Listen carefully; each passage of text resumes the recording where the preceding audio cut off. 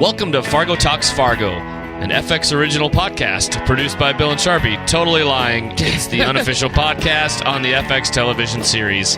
Hosted by me, Bill, and my buddy Sharpie. It sounded nice. What is up, Sharpie? I know, I wanted to have all the gravitas of being supported and created by FX. Dear FX Networks, please give us a job. Would you do it? Would you take that job? Would I take the job? They'd probably want us to drink less.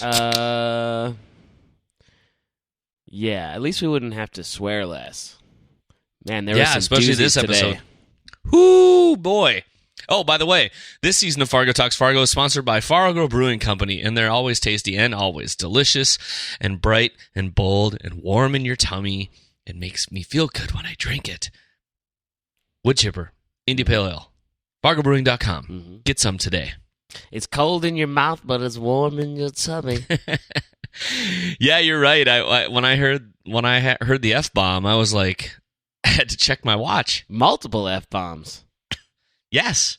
That was awesome. I don't know why. I don't know why I get excited by that. Because, as the review says many moons ago on iTunes, good insight. Too bad they act like 10-year-old boys, and 10-year-old boys get excited when people use the word "fuck." Yep. So, you were listening to the Hotdish, and if you don't know what that is by now, I don't know what's going on with your life. Me neither. We're halfway through this season, the third installment of Fargo. You need to stop drinking. You got to stop drinking so much. Season 3, Episode 5, The House of Special Purpose. And because this is the hot dish, I actually did make a hot dish today.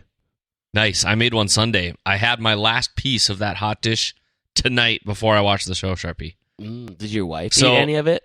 Yeah, she did. Awesome.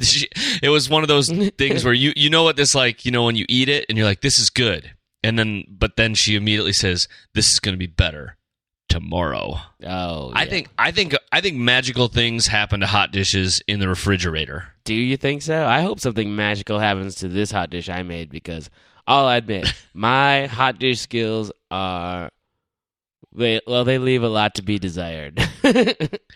You grew up in a household with far more panache and class than I did. I think your mother's joy of cooking rubbed off on you. And I wouldn't say that. You didn't. My mother does cook beautifully, and she makes a lot of delicious things. But that didn't come till I was like later in high school. I mostly survived off of ramen and Velveeta shells and cheese, and like Red Baron pizzas. Oh God, I love Red Baron pizza. Okay, so let's but by the way, thanks to everybody who did give us some shout outs about their enjoyment of the summer sausage rando comment. By the way, Sharpie, the word that was escaping me and I finally remembered it the other night was serve-a-lot. Serve-a-lot. So if you want to get back on that sausage train, we're not going to tonight. Okay. We're on the hot dish train. Go look up serve-a-lot. Now. So Sharpie and I have both made a hot dish. I hope you took a picture at least, right? I've got a picture. Maybe we can post it with a tweet when this comes out. Well, I think we should figure out how to, because did I post mine ever from Sunday? I don't think you did. I think we should create a post with both of them in it. Let's talk about that. We'll do that. So let's talk about The House of Special Purpose. It is not just a John Boyne novel from 2013, everybody.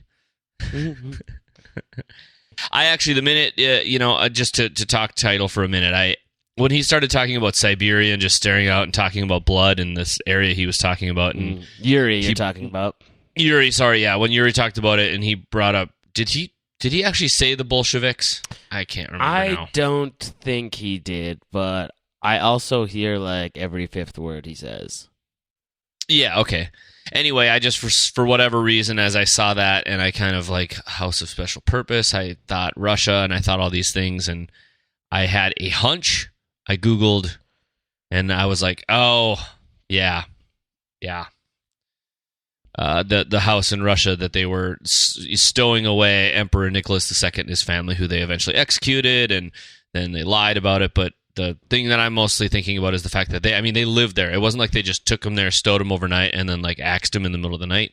We don't have to get deep history on this. We'll talk about it later. Mm-hmm. But either way, there was an entire family and some servants and people, and they were all executed. And I feel like right now Noah Hawley is holding us all hostage as to who he's going to kill. That's true. That's a true story. That's not just like That's a true story. So if you want to brush up before next week so you can interject your own musings while you listen to us in the car or at home or in front of your children, brush up on your house of special purpose, which is the Ipatiev house, or I don't know if I'm saying that right. IPATIEV house.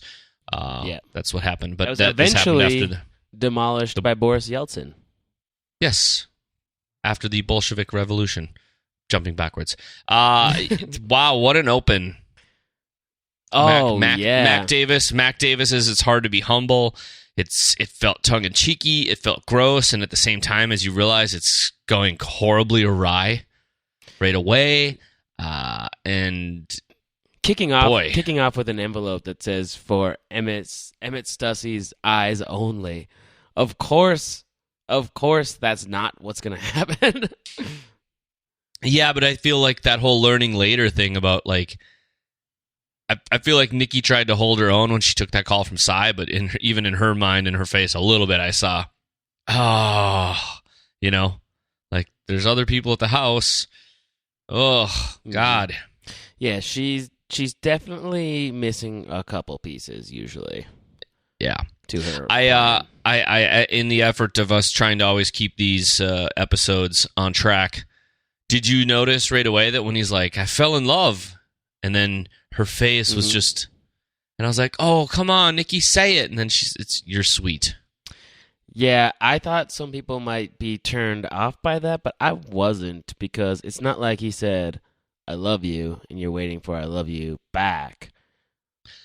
I still think she had a good look in her eye, although she did say, you're sweet again later on in the episode. So yeah, it might reinforce your idea there. But I feel like I wrote a note that just says she seems genuine here, and then follows it with true Fargo fashion, where she's like, now let's make a sex tape. And she, for Pete's sake, I'm wearing a hooker wig.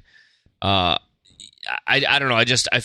When you're reading characters, you're looking at them and you're like, okay, this is a different face than, oh, you're sweet. So, I found it interesting that she said that, for Pete's sake, I'm wearing a hooker wig, and then she got out of it. But he's still there on his knees, dressed up like his brother. Yeah. Is there? She hates him, and she wants Ray to have what he deserves. Maybe she kind of wants to give good old fake Emmett, a hate fuck. Maybe She'll teach him a lesson with her in a three-way. Teach him a lesson with that calico cat. I still want to know why Mimo's always wearing headphones, but did you get the vibe at that one point that he's listening to the classical music? Oh, sure, maybe. And did you notice that when we cut into the car and it was on mostly him, the music quieted as if it was in his headphones? That's a good catch. I did not notice that. Maybe he obviously need to rewatch, is listening, because he's responding to people with the headphones still in, so he can hear both. We can assume. Yeah. But man, that scene in the parking lot was brutal. Which one? Oh, the parking lot 350. What? Yeah. I kept thinking, what's going on? What's going on? I know what's going on, and then it was Cy's face was. It said a ton of things. It said he's a wimp. He doesn't have a bone in his body. He just he didn't even move. He didn't say, "Hey guys, you don't have to do this," no, or anything. And then he didn't even walk over. Right. He when they left, was totally petrified, which is exactly how he reacted when at the beginning of the episode, when VM Varga put the old dick in the mug. Oh, did you? Okay, let's break this down. Speaking of summer sausage, I picked up on a little bit of what felt like anti-Semitic tones early in that scene from VM, and it kind of came back again when he was talking about Mr. Feltz and basically was like, well, do we got to keep an eye on the Jew? I mean, the fact that he just calls him the Jew at one point is like, as if that makes him everything. But coming back to the mug, world's greatest dad, or is it world's best dad, or do you remember what the cup said? The mug? It's something like that. Yeah. He wasn't peeing in it, right? World's just... Okay, so at first I was like, he's peeing in it. And then at first I was like, the cup is empty. Is he just fucking the cup? Is he literally going to like, whatever? But then when they made him drink it, I thought gross, but I didn't see a lot of what I considered to be whiz, you know what I mean? And I feel like after the first episode of the season of Fargo with a urination montage of golden proportions, I feel like we know what urine looks like, and I felt like that was clearly, emphasis on clearly, or VM Varga is very well hydrated and his urine is not golden. I think if they wanted it to come across as urine, they would have made it look like pee. I think he full on ball washed it. Don't you? I think he was like washing his balls, maybe warming them up a little bit. Maybe it was some warm water. Who knows? Yeah, maybe it was a nice. Sometimes you like to give the old sack or two a dip. Sack or two. Maybe it was a nice white tea. It could have been some. All I wrote was just balling his junk around in the mug. That's my note. And I just wanted. I wrote piss water ? I don't know. I just felt like the way he cupped it, it was more of a true like gargle my balls kind of deal. Mm-hmm. Yeah, that's what it was. I don't want to be looking at your face having this conversation. Sorry. I mean, and I'm not even going to... We don't even right now get into just the insults he was flinging at his wife about the pastrami sandwich and... Yeah. Cold cuts. Man, he's rough. He's like... He has a way with... He has a way with words and a way with just manipulating people, just putting them like... putting the shivers in their socks, I guess, or else he just finds the right type of people, which he does. Or the dick in their mug, so to speak. Yeah. And I was amused by Cy once again passing the snowblade. Just it's a can't power keep move. It together. It is a man with a car like that. Can't wait. I thought I noticed when they pulled up into that lot when Cy is going to meet Nikki. I saw there was tracks in front of the Hummer that went just like 20 or 30 feet in front, and then you could see like it reverse tracks from like probably multiple takes because there was fresh snow. They were probably like, shit. Whatever. Yeah. Like we already returned the snow machine. Let's just keep going. Maybe somebody else was dropping something off. Who knows? Yeah, Esther's mug was pretty out of it. Real fun to see, or interesting to see Ray's very obviously more dedicated to his wife and family than he is to holding good. He holds a standard with his wife. He could care less if he's helping launder shitty money. You talking about Ray, or are you talking about Emmett? Sorry, Emmett. My bad. This whole double act. Because he was like, there's good inside of me, when he talks about like I don't even look at a woman sideways. I leave the door open. He's kind of a Mike Pence, I guess. Damn it! I said I wasn't going to be political. I just did that. Sorry. I don't care. I think you should be. But yeah, I meetings with the doors open. But when he just does the whole like, what's the point of you? And then the whole this is the opposite. This is the opposite side of that whole, like, how much of a asshat he was while Nikki was getting beat, is that he was talking such a big game, like, shackles off. Right? Right. Yeah. He's like, I just need my shackles off. Like, now he's this big tough guy? No, he's not a tough guy. Mm-hmm. So, yeah. A lot of interesting things. I don't want to say I'm disappointed. I wanted somebody to die. I'm not disappointed. In fact, but not Nikki. Not Nikki. Right. This was the first episode where I was like, okay, now we're finally now we're going. Now here the snowball's about to start rolling down the hill. When Nikki started getting a beat down, that took me by complete surprise. complete, total surprise. I thought she was killed. Obviously, if you're listening to this, you should know that there's going to be spoilers. I thought she was gone, and I got really fucking sad, to be honest. I didn't want her to be gone yet. Also because I had a crush on her. That shot, I don't know if it was how they did it, if they were that push in, that slow dolly, or who cares how you're doing the shot technically. I was just like waiting to see like anything, and I'm like, oh god, is her head going to be split open? Oh my god, is she going, I know, I was bracing myself for another like shot similar to like Maurice LeFay or something, where we're going to see her skull bashed in or something, and I was like, oh god, no, oh god, no, oh god, no, oh god, no. And then you see that little cat paw come around the corner. Oh, thank God she's okay. 9 lives. Hey, maybe she's going to have 9 lives. They didn't touch her face. I know. Maybe that's... Do you think she's not like paralyzed, right? Because she obviously was able to drive, know. Right? And who knows? Maybe they didn't want her to look beat up. Maybe. You know what I mean? It's the whole like, don't do it where people can see it.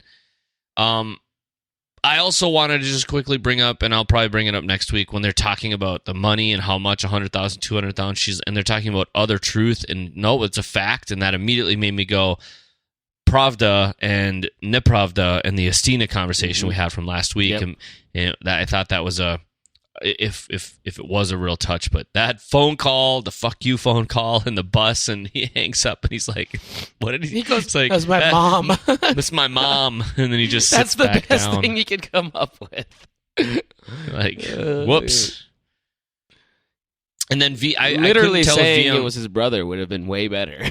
Yeah, like, my brother's a dick. Yeah. Or he could have just said, oh, it was Chief Mo Damick, because that guy's a Class A asshat. Yeah, see, that guy's totally grandfather. Pappy. I don't know. No, he's happy. He's just something overly special, boy. I wonder. I don't want to go too deep. It was nice to see the VM car scene in the parking garage, where he's like, we're making a souffle, don't let it collapse. It is fluffy and delicious, but don't agitate it. He is starting to get Emmett on his side. And he's getting Emmett to turn on Cy, because he specifically says to Emmett, what is Cy protecting you from? Protecting you from success? Right there, Cy's getting Emmett's getting a little twinkle in his eye. He's like, you know what? He's right. Fuck this. Yeah, and that's the part where he says I'm not sure we can trust the Jew, and he's like, people think he's colluding, with your. He's like, people. And he's like, people. It's. I know lots of people, just tremendous people. I know them. Sorry. Ask all my friends. But yeah, I don't know. I feel like I'm getting wound really tight right now. Sure. Well, the end song, that Ship of Fools, was freaking awesome. That must have been another original track, an original cut from Jeff. I don't. Because I don't know. Sounded who did that version. No, I don't know either. I kind of tweeted at Maggie, hoping maybe it doesn't sound get some sort like Jeff, but I'm sure it's a friend in the industry. Or who knows? Maybe they reached out to the original, the guy from World Party and had him do it. But I mean, that wasn't a thing. I will say I didn't hear that and immediately be like, what? I mean, I couldn't find it because it was obviously a different version. And then you start listening to the lyrics, and because I really like the music, which, by the way, that tracksuit by Minor Mishap Marching Band was really fun leading up to Cy and Nikki meeting.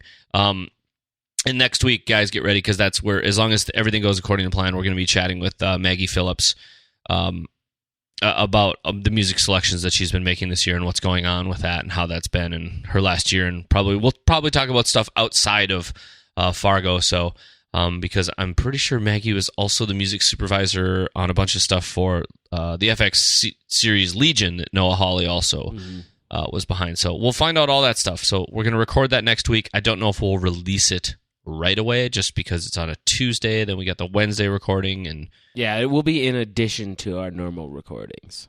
Yep. So keep your eyes peeled for that, or your ears peeled, because nobody ever sees us. We don't do video things. Definitely a good thing. Oh, but yeah, I'm sorry. I keep coming back to this the balls in the cup. It's just so. That's what you keep rough. coming back to. The way he just kind of like just tossing them around in there, man. Between that's the most memorable thing for me. Just in the he's God, trying to fit him in. That's what he's doing. He's like just carefully tucking. It's just a series. Yeah, of small tucks. I'm sure it's like when you're trying to get one of those snakes inside of the peanut can. Well, I figured it wasn't just the sausage too. It wasn't the summer sausage. It was the pickled eggs as well. I mean, it felt that way. The way he like had that cup going. I'm just assuming. I just don't know how the water didn't spill out. Unless he's got some sort of shrivelly business, we won't know. Oh, awesome to see the the widow Goldfarb is Mary McDonnell of all sorts of fame. Dances with Wolves for all of you who yes, Tatanka. Are big Kevin Costner fans. Stands with Fist. That was Stands with Fist. I also like the weird play on the little. I'm bringing up the Lebowski, the little Lebowski Urban Achievers.